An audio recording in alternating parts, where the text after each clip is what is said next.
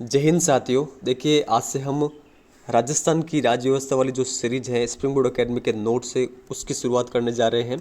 देखिए, इससे भी पहले हमने स्प्रिंग बोर्ड एकेडमी के राजस्थान की कला संस्कृति के जो नोट्स है उनके एमसीक्यूज आपके सामने रखे थे, जहां से लगभग प्रत्येक एग्ज़ाम में 80 से 90% प्लस क्वेश्चन जो है हर एग्ज़ाम में देखने को मिले हैं।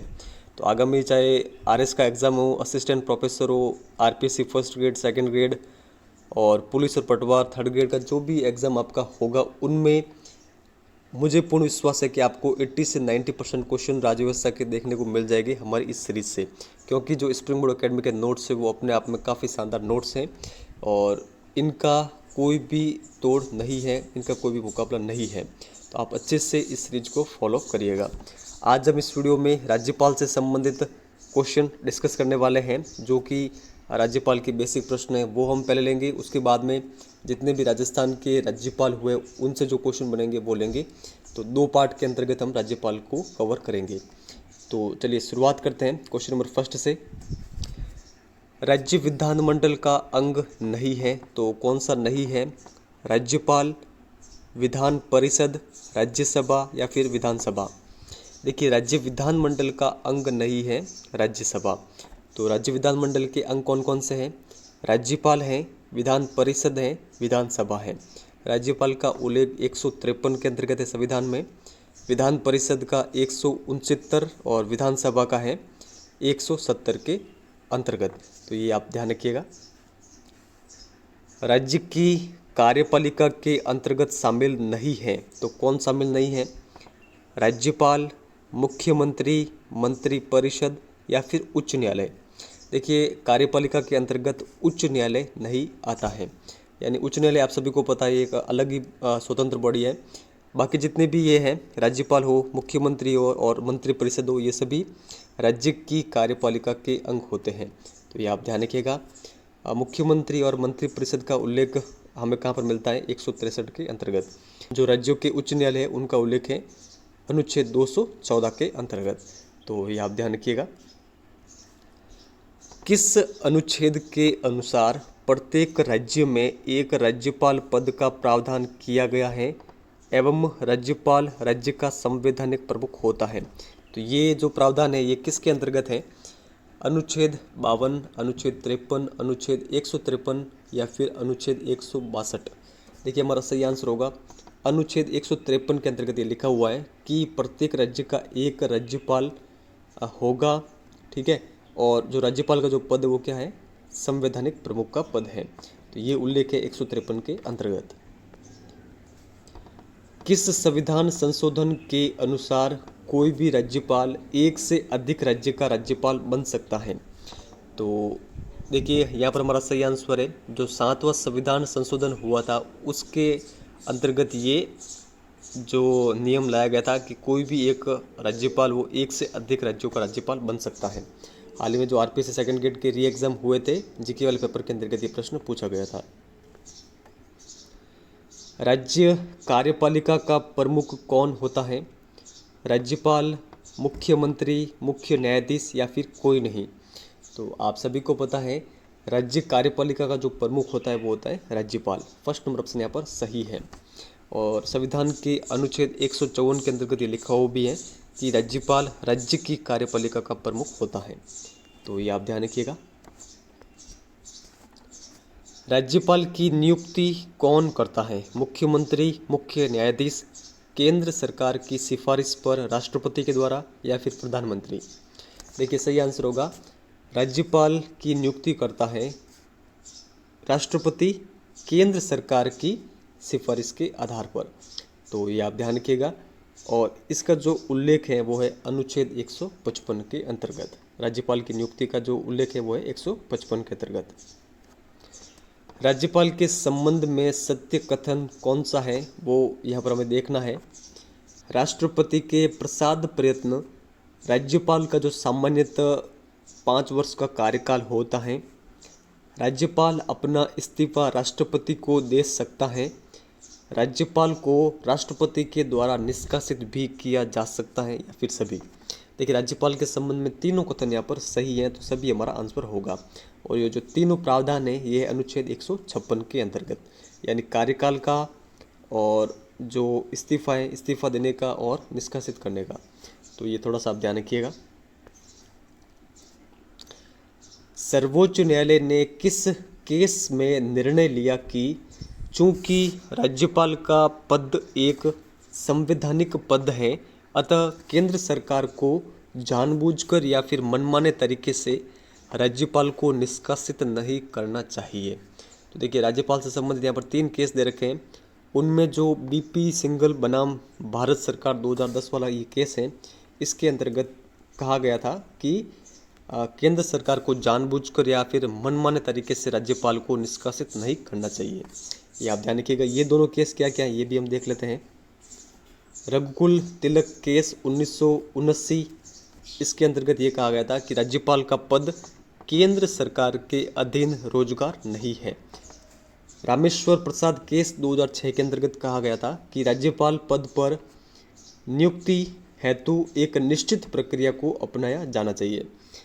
तो ये दोनों केस आप ध्यान रखिएगा। ये वाला केस हमने आगे देख लिया है।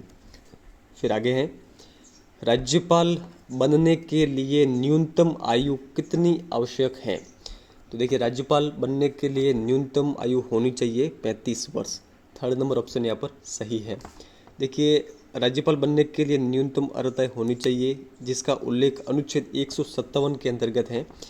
फर्स्ट जो राज्यपाल बनने वाला है वो भारत का नागरिक होना चाहिए, और सेकंड है उसकी जो योग्यता होनी चाहिए वो है 35 वर्ष उसकी न्यूनतम आयु होनी चाहिए।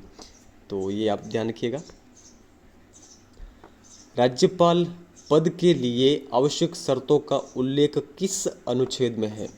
तो देखिए जो राज्यपाल की आवश्यक शर्तें हैं उनका जो उल्लेख है वो है अनुच्छेद 158 के अंतर्गत। तो ये आप ध्यान रखिएगा। अब 158 के अंतर्गत राज्यपाल की क्या क्या आवश्यक शर्तें दे रखी है उन सभी को देख लेते हैं। तो यहाँ पर देखिए अनुच्छेद 158(1) के अंतर्गत दे रखा है, उसे एमएलए, एमएलसी या फिर एमपी नहीं होना चाहिए। 158(2) के अंतर्गत दे रखा है राज्यपाल को लाभ का पद ग्रहण नहीं करना होगा। 158(3) के अंतर्गत है सरकारी आवास और वेतन भत्तों का हकदार होगा राज्यपाल। और 158(4) के अंतर्गत है नियुक्ति के पश्चात राज्यपाल की सेवा शर्तों में अलाभकारी परिवर्तन नहीं किए जाएंगे। तो ये 4 शर्तें दे रखी हैं अनुच्छेद 158 के अंतर्गत। तो ये आप ध्यान रखिएगा। राज्यपाल को शपथ कौन दिलाता है। तो देखिए राज्यपाल को जो शपथ दिलाता है वो है उच्च न्यायालय का मुख्य न्यायाधीश। तो यहाँ पर हमारा सही आंसर होगा 3rd नंबर ऑप्शन। और इसका उल्लेख है राज्यपाल की शपथ का अनुच्छेद 159 के अंतर्गत। और राज्यपाल को क्या शपथ दिलाई जाती है। संविधान व विधि के परिरक्षण, संरक्षण और प्रतिरक्षण की शपथ दिलाई जाती है उच्च न्यायालय के मुख्य न्यायाधीश के द्वारा राज्यपाल को। निम्न कथनों पर विचार कीजिए। वर्तमान में राज्यपाल का जो वेतन है वो है 3.5 लाख रुपए। राज्यपाल का वेतन राज्य की संचित निधि पर भारित होता है। राज्यपाल के वेतन भत्तों का जो निर्धारण है वो संसद करती है। यहाँ पर आपको सत्य कथन चुनने कौन कौन से सत्य कथन हैं। देखिए यहाँ पर तीनों कथन यहाँ पर सत्य हैं। तो तीनों फैक्ट आप ध्यान रखिएगा। 4th नंबर ऑप्शन हमारा सही आंसर होगा। वर्तमान में राज्यपाल का वेतन 3.5 लाख रुपए है, और जो वेतन भत्ते होते हैं इनका निर्धारण संसद करती है। और जो राज्यपाल है इनके जो वेतन इनको जो दिया जाता है वो राज्य की संचित निधि पर भारित होता है। आगे देखते हैं, राज्यपाल की कार्यपालिका शक्ति नहीं है। तो कौन सी नहीं है वो देखना है। मुख्यमंत्री व अन्य मंत्रियों की नियुक्ति करना, महाधिवक्ता की नियुक्ति करना, मुख्य न्यायाधीश की नियुक्ति करना, या फिर राज्य निर्वाचन आयुक्त की नियुक्ति करना। देखिए हमारा सही आंसर होगा 3rd नंबर ऑप्शन। देखिए वैसे भी जो मुख्य न्यायाधीश होते हैं उच्च न्यायालय के, उनकी नियुक्ति राष्ट्रपति के द्वारा की जाती है, ना कि राज्यपाल के द्वारा। तो ये इसका सही आंसर होगा। बाकी जितने भी ये हैं इनकी नियुक्तियाँ ये की जाती है राज्यपाल के द्वारा, और ये सभी राज्यपाल की कार्यपालिका शक्ति के अंतर्गत शामिल हैं। राज्यपाल के द्वारा देखिए जो मुख्यमंत्री और अन्य जितने भी मंत्री हैं उनकी जो नियुक्ति की जाती है इसका उल्लेख है अनुच्छेद 164 के अंतर्गत, और महाधिवक्ता की नियुक्ति का उल्लेख है 165 के अंतर्गत। तो ये फैक्ट आप ध्यान रखिएगा। अब देखिए जितने भी राज्यपाल की जो कार्यपालिका शक्तियाँ हैं इनको यहाँ पर देख लेते हैं, क्योंकि यहाँ से हर एग्जाम में प्रश्न पूछे जाते हैं। तो मैंने सभी देखिए जितनी भी इनकी शक्तियाँ हैं वो यहाँ पर लिख दी हैं, ताकि एग्जाम में कहीं से भी प्रश्न बन जाए आपको वो आना चाहिए। देखिए फर्स्ट और सेकंड हमने देख ली है। फर्स्ट है मुख्यमंत्री और मंत्रियों की नियुक्ति, सेकंड है महाधिवक्ता की नियुक्ति। थर्ड देखिए विभिन्न आयोगों के अंतर्गत जो नियुक्तियाँ की जाती हैं जो नीचे दे रखे हैं इनके अंतर्गत इनके अध्यक्ष और सदस्यों की जो नियुक्ति है वो की जाती है राज्यपाल के द्वारा। फर्स्ट है आरपीएससी के अध्यक्ष व सदस्यों की नियुक्ति, फिर है राज्य निर्वाचन आयुक्त की नियुक्ति, राज्य मानवाधिकार आयोगों के अध्यक्ष व सदस्यों की नियुक्ति, लोकायुक्त व उप लोकायुक्त, राज्य सूचना आयुक्त व अन्य आयुक्त, और जो राज्य महिला आयोग के अध्यक्ष और सदस्य हैं इन सभी की नियुक्ति राज्यपाल के द्वारा की जाती है। इनके अलावा देखिए राज्यपाल जो होता है वो विभिन्न आयोगों और बोर्डों के प्रमुख के रूप में भी कार्य करते हैं, और ये भी जो कार्यपालिका शक्ति राज्यपाल की इसके अंतर्गत ही आता है। तो अध्यक्ष होते हैं राज्यपाल किनके, जो पश्चिमी क्षेत्र सांस्कृतिक केंद्र है उदयपुर के अंतर्गत उनके अध्यक्ष होते हैं राज्यपाल। राज्यपाल कोई भी हो वो अध्यक्ष होता है पश्चिमी क्षेत्र सांस्कृतिक केंद्र का। इसके अलावा Sainik Kalyan board, Aravali Vikas board, Rajasthan red cross society, भूतपूर्व सैनिक कल्याण समिति, इन सभी के अध्यक्ष होते हैं राज्यपाल। राजस्थान स्काउट गाइड के संरक्षक होते हैं, और राजस्थान विश्वविद्यालय, राजस्थान के अंतर्गत जितने भी राज्य विश्वविद्यालय हैं जो कि राज्य के द्वारा वित्त पोषित होते हैं उनके कुलाधिपति होते हैं राज्यपाल। तो ये सारे फैक्ट आप ध्यान रखिएगा। विधानसभा में 17 हूत व 17 वसान करना राज्यपाल की किस प्रकार की यहाँ पर ये शक्ति है। तो देखिए राज्यपाल की विधायी शक्ति है, यहाँ पर हमारा सही आंसर है सेकंड नंबर ऑप्शन। आगे यहाँ पर राज्यपाल विधान परिषद में कितने सदस्यों को मनोनीत कर सकता है। तो इसका उल्लेख अनुच्छेद 171 के अंतर्गत है। तो देखिए विधान परिषद के अंतर्गत राज्यपाल 1/6 सदस्यों को मनोनीत करता है। तो ये आप ध्यान रखिएगा। अनुच्छेद 175 में किसका उल्लेख है। तो देखिए जो राज्यपाल है, राज्यपाल के जो अभिभाषण हैं, अभिभाषणों का उल्लेख है अनुच्छेद 175 के अंतर्गत। राज्यपाल विधानमंडल के सदस्यों की अयोग्यता संबंधी मामलों में किससे सलाह लेता है। तो देखिए सही आंसर होगा हमारा ऑप्शन नंबर फर्स्ट, भारत के निर्वाचन आयोग से। तो ये आप ध्यान रखिएगा, इसका उल्लेख अनुच्छेद 192 के अंतर्गत है। यहाँ पर देखिए राज्यपाल की जितनी भी विधायी शक्ति है इनको वापस देख लेते हैं। कुछ तो हमने क्वेश्चन के रूप में देखी है, कुछ यहाँ पर है।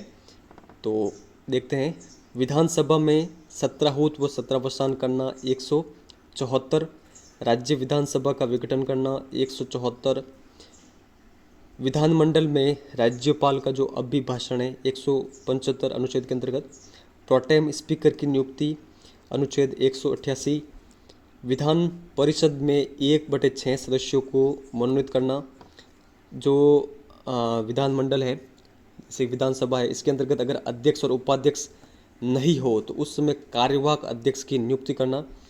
तो ये भी राज्यपाल की क्या एक विधायी शक्ति है। ये है 180 के अंतर्गत।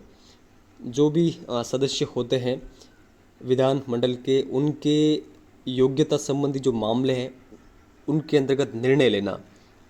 तो ये सभी शक्तियाँ हैं राज्यपाल की विधायी शक्तियाँ, इनके बारे में आप ध्यान रखिएगा।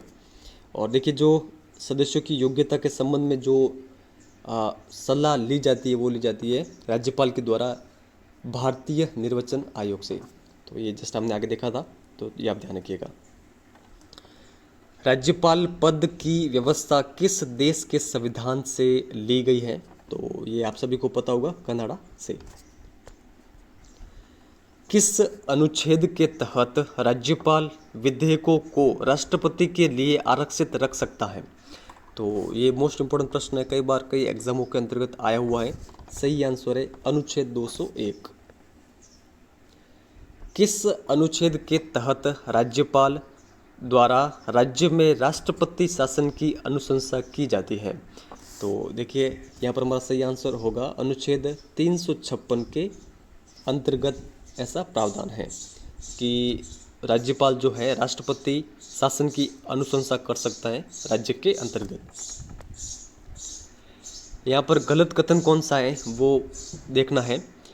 राज्यपाल पद का उल्लेख संविधान में नहीं मिलता है, फर्स्ट कथन है ये।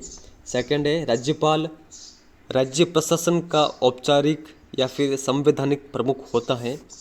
राज्यपाल केंद्र सरकार के प्रतिनिधि के रूप में कार्य करता है। राज्यपाल अध्यादेश जारी कर सकता है। यहाँ पर गलत कथन कौन सा है? देखिए गलत कथन है फर्स्ट नंबर ऑप्शन। देखिए हमने जस्ट आगे ही जो सबसे पहले प्रश्न देखे थे उसके अंतर्गत देखा था कि अनुच्छेद 153 के अंतर्गत उल्लेख है राज्यपाल पद का।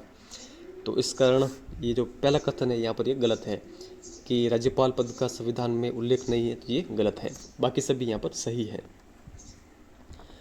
राज्यपाल के अध्यादेश जारी करने की शक्ति का उल्लेख है तो किस अनुच्छेद के अंतर्गत? सही आंसर है अनुच्छेद 213 के अंतर्गत। राज्यपाल की न्यायिक शक्तियों का उल्लेख है। देखिए राज्यपाल के पास जो न्यायिक शक्ति होती है उनके अंतर्गत मृत्युदंड को छोड़ने के अलावा जितने भी न्यायिक शक्तियाँ हैं वो उनके पास होती हैं। अगर किसी व्यक्ति को मृत्युदंड दे रखा है तो उसकी सज़ा को माफ़ नहीं कर सकता है राज्यपाल। तो जो राज्यपाल की न्यायिक शक्तियाँ हैं उसका उल्लेख है अनुच्छेद 161 के अंतर्गत। तो ये आप ध्यान रखिएगा। किसके पूर्व अनुमोदन से विधानसभा में बजट रखा जाता है? तो देखिए इसका सही आंसर है राज्यपाल के पूर्व अनुमोदन से विधानसभा में बजट रखा जाता है। सही आंसर है सेकंड नंबर ऑप्शन।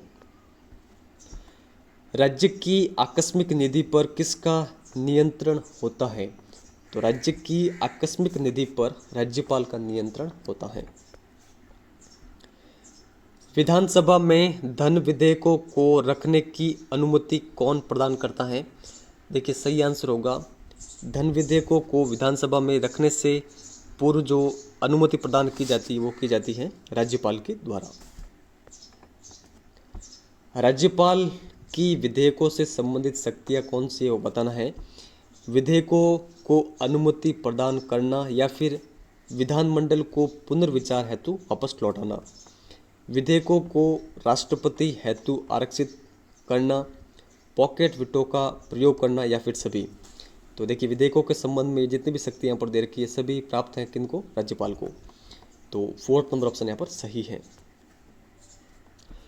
उच्च न्यायालय के न्यायाधीशों की नियुक्ति कौन करता है? तो ये देखिए मैंने आपको आगे बताया था कि जो उच्च न्यायालय होते हैं उच्च न्यायालय के चाहे मुख्य न्यायाधीश हो या फिर अन्य न्यायाधीश उनकी नियुक्ति की जाती है राष्ट्रपति के द्वारा, ना कि राज्यपाल के द्वारा। लेकिन जब राष्ट्रपति इनकी नियुक्ति करता है न्यायाधीशों की, जो उच्च न्यायालय के न्यायाधीश है इनकी नियुक्ति करने से पहले राज्यपाल से संबंधित राज्य के राज्यपाल से विचार विमर्श करता है। तो ये आप ध्यान रखिएगा। जिला न्यायाधीशों की नियुक्ति कौन करता है? तो यहाँ पर देखिए इसका सही आंसर होगा राज्यपाल करता है जिला न्यायाधीशों की नियुक्ति। इसका उल्लेख अनुच्छेद 233 के अंतर्गत है। और ये हमारा अंतिम प्रश्न है, राज्य सरकार के द्वारा वित्त पोषित राज्य विश्वविद्यालय का कुलाधिपति कौन होता है? तो ये भी हमने आगे देखा था। सही आंसर है हमारा यहाँ पर फर्स्ट नंबर ऑप्शन राज्यपाल। राज्यपाल कुलाधिपति होते हैं राज्य विश्वविद्यालयों के। अब देखिए जो राज्यपाल की वित्तीय शक्तियाँ कौन कौन सी हैं। आगे हमने कार्यपालिका शक्तियाँ, विधायी शक्तियाँ तो देखी हैं। न्यायिक शक्तियों के बारे में तो आप सभी को पता ही है कि राज्यपाल को मृत्युदंड के अलावा बाकी जितने भी दंड होते हैं उनमें छूट देने का अधिकार होता है, तो वो न्यायिक शक्तियाँ हैं। लेकिन अब देखिए यहाँ पर हम राज्यपाल की वित्तीय शक्तियों को भी देख लेते हैं। तो इनके अंदर देखिए एक दो प्रश्न तो हमने आगे देख लिए हैं, एक दो नए फैक्ट है वो भी हम देखते हैं। तो देखिए राज्यपाल के पूर्व अनुमोदन से ही विधानसभा में बजट रखा जाता है। तो ये राज्यपाल की किस प्रकार की शक्ति है? वित्तीय शक्ति है। राज्य की आकस्मिक निधि पर नियंत्रण राज्यपाल का होता है, ये वित्तीय शक्ति है। राज्य वित्त आयोग का गठन राज्यपाल के द्वारा किया जाता है, ये वित्तीय शक्ति है राज्यपाल की। और विधानसभा में धन विधेयकों को रखने की अनुमति भी राज्यपाल के द्वारा प्रदान की जाती है। तो ये जो सभी प्रकार की शक्तियाँ हैं ये वित्तीय शक्तियों के अंतर्गत शामिल है राज्यपाल की। तो देखिए आई होप राज्यपाल से संबंधित जितने भी इंपॉर्टेंट फैक्ट है वो मैंने आपके सामने रख लिए हैं। अब देखिए जो नेक्स्ट हमारा वीडियो रहेगा उसके अंतर्गत राजस्थान के अब तक जितने भी राज्यपाल बने हैं उनसे संबंधित जो भी प्रश्न बनेंगे, जैसे कि प्रथम राज्यपाल, प्रथम कार्यवाहक राज्यपाल, या फिर जिनका सबसे बड़ा कार्यकाल रहा है, सबसे छोटा कार्यकाल रहा है, ऐसे राज्यपाल जो पहले किसी आयोग के अंतर्गत सदस्य रहे हो, या फिर जो न्यायालय के अंतर्गत कहीं पर सर्विस उन्होंने की हो, अन्य राज्यों के अंतर्गत वो राज्यपाल या फिर मुख्यमंत्री के रूप में रहे हो, तो इस प्रकार के जितने भी प्रश्न होंगे वो हम नेक्स्ट वीडियो के अंतर्गत कवर करेंगे। तो आई होप ये जो हमारी सीरीज है ये आपके लिए काफ़ी अधिक हेल्पफुल साबित होगी। आपको देखिए साथ साथ क्या करना है कि जितने भी ये मैं MCQs आपको प्रोवाइड करवा रहा हूँ इनको आप साथ साथ नोट डाउन कर सकते हैं। और देखिए कुछ स्टूडेंट ये सोच रहे हैं कि सर आपने वो जो सीरीज है वो कंप्लीट नहीं की जो राजस्थान भूगोल वाली है। देखिए जब मैंने वो सीरीज स्टार्ट की थी मैंने शायद 2-3 वीडियो बनाए थे, लेकिन आप सभी को पता है उस समय से ही न्यूज़ के अंतर्गत ये आ गया था कि राजस्थान के अंतर्गत नए जिले बनने वाले हैं। तो मैंने सोचा कि मैं पूरा मैटर तैयार भी कर दूंगा आपके लिए, आपको प्रोवाइड भी करा दूंगा, लेकिन बाद में जाकर वो आपका मैटर पूरा चेंज होगा। अब आप सभी को पता है कि राजस्थान के अंतर्गत वर्तमान में 50 जिले हो चुके हैं। तो अगर मैं वो मैटर आपको पहले जितना भी राजस्थान भूगोल का कवर करवाता स्प्रिंग बोर्ड अकेडमी का, लेकिन वो अब आपके लिए कुछ भी काम का नहीं रहता, क्योंकि लगभग जितने भी फैक्ट हैं राजस्थान भूगोल के वो बदल चुके हैं। तो अब देखिए जैसे ही स्प्रिंग बोर्ड अकेडमी के नोट्स आएंगे नए वाले, उनको मैं आपको अच्छे से MCQ फॉर्मेट के अंतर्गत कवर करवाऊंगा जो राजस्थान भूगोल के होंगे। तो अभी तक तो नोट्स आए नहीं हैं, तो उससे पहले हम जो स्प्रिंग बोर्ड अकेडमी के राज्य व्यवस्था के नोट्स हैं इनको अच्छे से कवर कर लेते हैं। तो आई होप जो स्टूडेंट राजस्थान भूगोल की उस सीरीज को कंटिन्यू रखने के लिए बात कर रहे हैं उनको मेरी ये चीज़ सही लगी होगी, क्योंकि अगर देखिए मैं आपको पहले वो कम्प्लीटली कवर करवा देता तो अब वो आपके किसी भी काम के नहीं रहते, क्योंकि वर्तमान में लगभग जितने भी फैक्ट है राजस्थान भूगोल के वो चेंज हो चुके हैं। तो चलिए इस वीडियो में इतना ही। वीडियो अगर आपको हेल्पफुल लगा हो तो अधिक से अधिक स्टूडेंट के साथ शेयर जरूर करिए, चैनल को सब्सक्राइब भी जरूर करिए, ताकि जो नेक्स्ट क्लासेस आपके लिए आने वाली है उसका आप फ़ायदा उठा सके। और वीडियो को अभी तक आपने लाइक नहीं किया है तो लाइक ज़रूर करें, क्योंकि हमें भी काफ़ी अधिक समय लगता है मैटर को तैयार करने के अंतर्गत, आपको उपलब्ध करवाने के अंतर्गत। तो अधिक से अधिक लाइक करके सपोर्ट जरूर करिएगा। इस वीडियो में इतना ही है, धन्यवाद।